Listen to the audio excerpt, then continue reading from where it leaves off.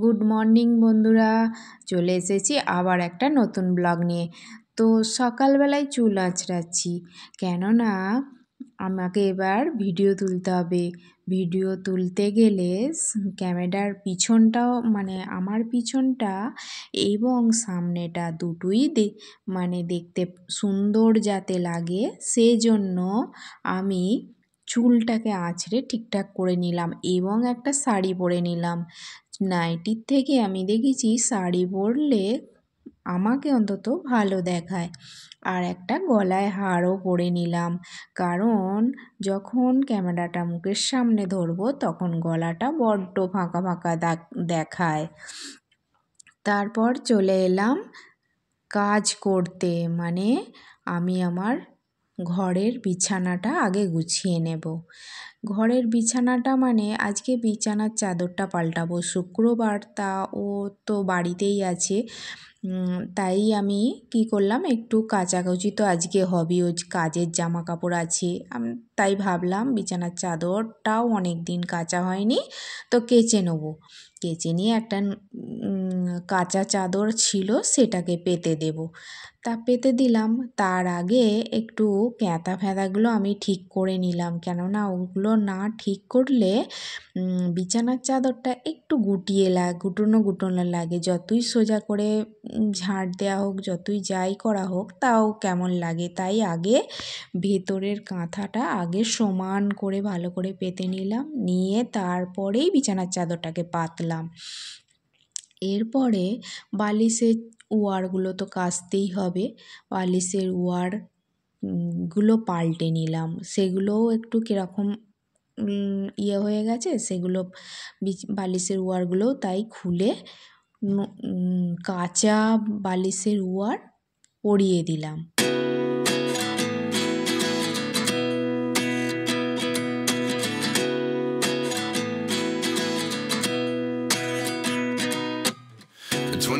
And I find myself wondering, what did happen to the last 10? I ran away with my life, fast forward, never turn back again. It's kind of funny that the more we pass time, the more we need to set the rewind. And 19 was the year I had to leave you, but now I'm seeing all the signs. Is this really happening? I can't believe it's true. I'm just as surprised as you. Is this really happening? I can't be too. বাবুর ঘর গুছোতে গুছোতে চলো সেই গল্পের শেষ করি।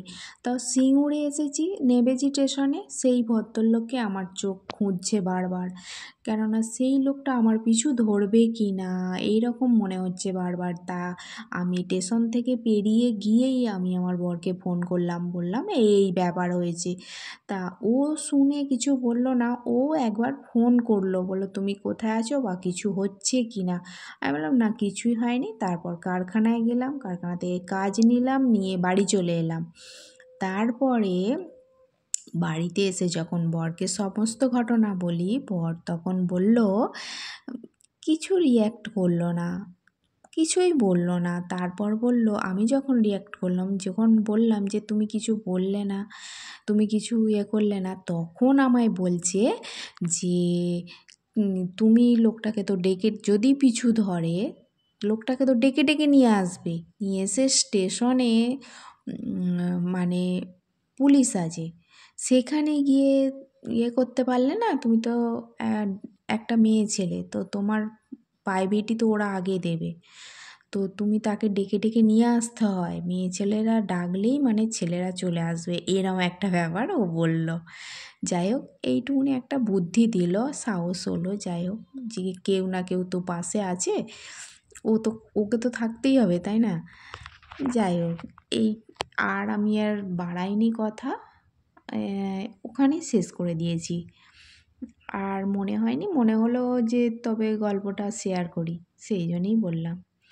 তো তারপরে বাবু college যাবে, সেই জন্যে ডাল, চাল, আলু, গাজর, একটু সর্ষের তেল দিয়ে দিয়েছি, নুন, লঙ্কা, কাঁচা লঙ্কা এসব দিয়ে একটা খিচুড়ি বানিয়ে ফেললাম সকালবেলায়। বাবুর জন্যে কেন করব, একবারে সবাইরই করে ফেলি বলে সেই জন্যে সবাইরই একবারে করে ফেললাম। আর বাবু যাবে কলেজ, সেই জন্য ওরটা আগে দিয়ে দিচ্ছি। তাই আর গরম খিচুড়ির মধ্যে একটুখানি দিয়ে দিলাম ঘি। আর ঘি বলতে ঘি এক হাতে ক্যামেরা মানে ফোনটা ধরেছি, আর এক হাতেই বসা ঘি তো কিছুতেই পড়ছে না, তাই আমাকে ওই চামচ দিয়ে তুলতে হলো, তুলে একটুখানি ঘিটা দিলাম। একটু সরে সরে দাও কাগজ চামচগুলো।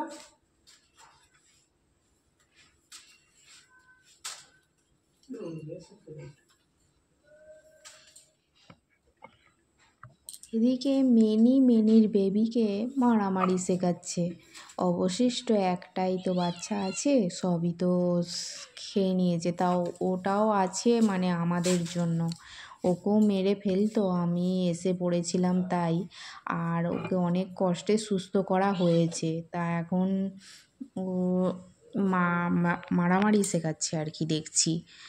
আর যাই হোক, শেখাক, একটা সুস্থ সবল প্রাণী বেঁচে থাকলেই হলো।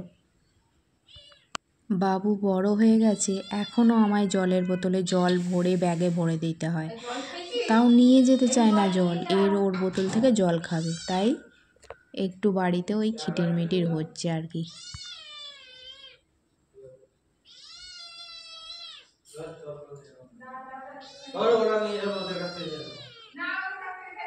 কেন তুই নিয়ে যেতে পারিস না? এর থেকে খাবো নিয়ে যাবো না, আজকে প্রজেক্টের খাতা কথা আছে। ছোট্ট বোতলে দিয়ে দিচ্ছি, নিয়ে যা। না না না, মেনিদেরকে খাবার দিয়ে আমরাও বসে গেলাম খাবার খেতে। খাওয়া হয়নি আজকে, তাই খেতে বসে গেলাম। জলখাবারে আজকে খিচুড়ি। তো তারপর আবার দুপুরে রান্নাবান্না হবে।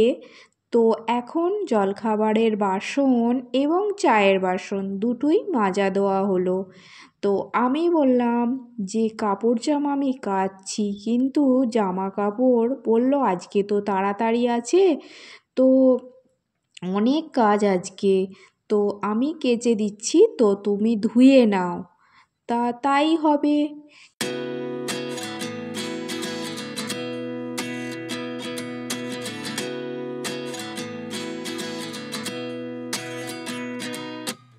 At 29 and I find myself wondering what did happen to the last 10.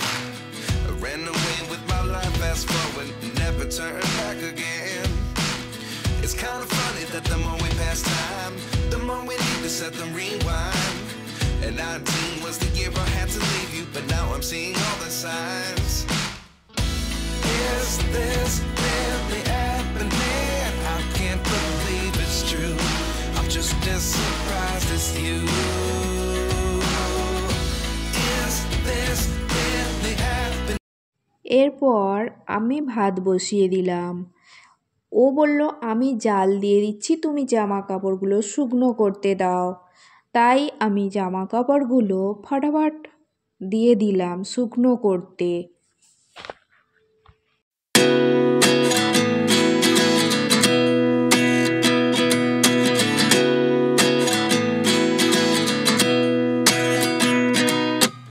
At 29 and I find myself wondering what did happen to the last 10.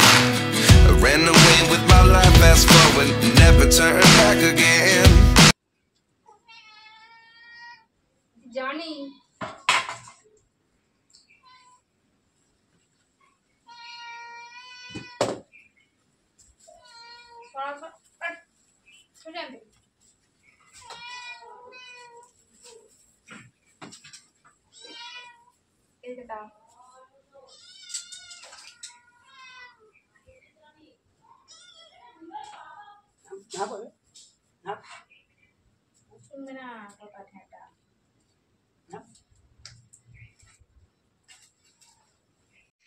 Hi everyone, কেমন আছো তোমরা? আশা করি সকলে তোমরা ভালো আছো। তো আমার চান টান হয়ে গেছে। এই যে ও আজকে পুজো করবে, যে রান্নায় বসে গেছি, রান্না চালায়। এই যে ঠাকুর ঘরে সবাইরই ঢোকা উচিত, সে বেটা ছেলেই হোক আর মেয়ে ছেলেই হোক। আমাদের সবাইরই দীক্ষা হয়ে গেছে, তাই আমি বললাম তুমি তো রোজ মন্ত্র জপ করেই কাজে চলে যাও, আজকে ঠাকুরের সেবাটা দাও আর আমি রান্না করি। তাই ও ঠাকুর ঘর মুছিয়ে ফুল তুলতে লেগেছে।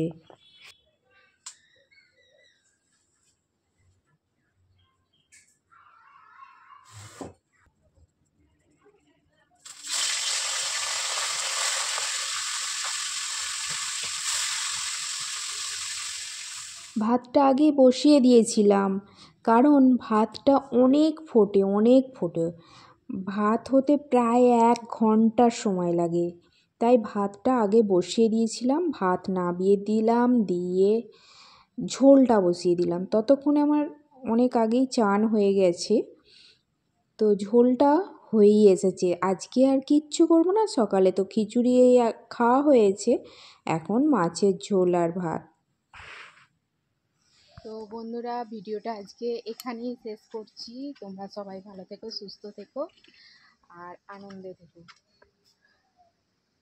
Tata, bye bye.